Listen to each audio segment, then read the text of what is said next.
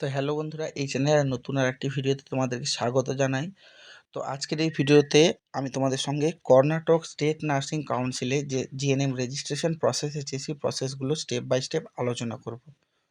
তো রেজিস্ট্রেশনের জন্য প্রথমত তোমাদেরকে যে জিনিসগুলো করতে হবে সেগুলো হচ্ছে যে সমস্ত তোমাদের অরিজিনাল ডকুমেন্টসগুলো রাখবে। অরিজিনাল ডকুমেন্টস বলতে 10th admit card, 10th marksheet, 12th marksheet, GNM এর first year, second year, third ইয়ারের marksheet, course completion certificate, diploma certificate এবং ইন্টার্নশিপ সার্টিফিকেট, এর সঙ্গে আধার কার্ড। এই অরিজিনাল ডকুমেন্টসগুলো তোমাদের ওখানে ভেরিফিকেশনের সময় লাগবে এবং এগুলোর এক কপি করে জেরক্স তোমরা অবশ্যই করে নিয়ে যাবে। তো এরপর তোমাদেরকে আসি যে রেজিস্ট্রেশনের স্লট বুকিংয়ের যে প্রসেস, সেটার জন্য তোমাদেরকে যে কর্ণাটক স্টেট নার্সিং কাউন্সিল আছে তার ওয়েবসাইটে চলে যেতে হবে। সেখানে তোমাদেরকে রেজিস্ট্রেশন করে তোমাদের যে সমস্ত বেসিক ডিটেলস আছে, নাম, অ্যাড্রেস, বাবার নাম, কন্ট্যাক্ট ইনফো, কখন কোন কলেজ থেকে কখন কোন ইয়ারে পাস আউট করেছো, এই সমস্ত ফিল আপ করে তোমাদেরকে 1000 টাকা পেমেন্ট করতে হবে এবং পেমেন্ট করার পর তোমাদেরকে স্লট বুক করতে হবে। নিয়ারেস্ট যে ডেটে স্লট খালি আছে সেই ডেটে তোমাদেরকে স্লট বুক করতে হবে। সময়টা যে সময়ই হোক সেটা কোনো ব্যাপার না, ঠিক আছে। তারপর সেই স্লট বুক করার পর সেই অ্যাপয়েন্টমেন্ট যে কপি বা অ্যাপয়েন্টমেন্ট স্লিপ সেটা এক কপি জেরক্স করতে হবে। তার সঙ্গে পেমেন্ট করছো যে পেমেন্ট রিসিপ্ট সেটা এক কপি জেরক্স করতে হবে।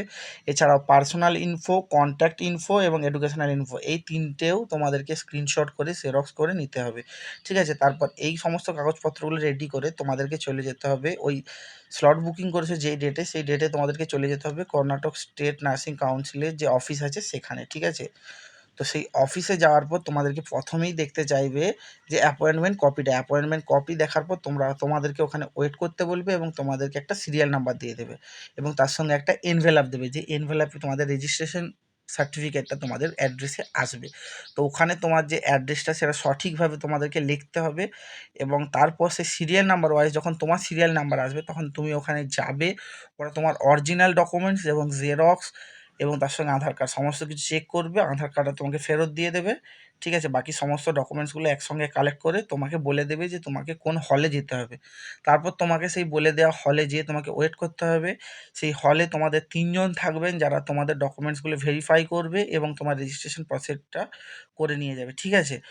তো যখন ওখানে তোমার ডকুমেন্টসগুলো চলে যাবে, ওই প্রসেসটা শুরু হলে তো ওরা তোমাকে ডাকবে এবং তোমার যে সমস্ত ডকুমেন্টসগুলো সেগুলো ওরা স্ক্যান করে নেবে এবং তার সঙ্গে তোমার ওখানে ছবি তোলা হবে, তোমার সিগনেচার নেওয়া হবে এবং তোমার ফিঙ্গারপ্রিন্ট ৪ বার ওরা ওখানে দিতে বলবে, ঠিক আছে।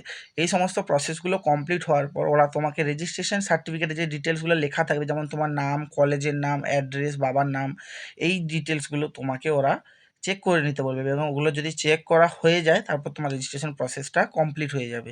যার পর তোমাকে ওরা একটা সফট কপি দিয়ে দেবে যেখানে তোমার রেজিস্ট্রেশন নাম্বারটা এবং বাকি যে সমস্ত ডিটেলসগুলো তোমার ওখানে ফিল আপ হয়েছে সেগুলো তুমি দেখে নিতে পারবে, ঠিক আছে।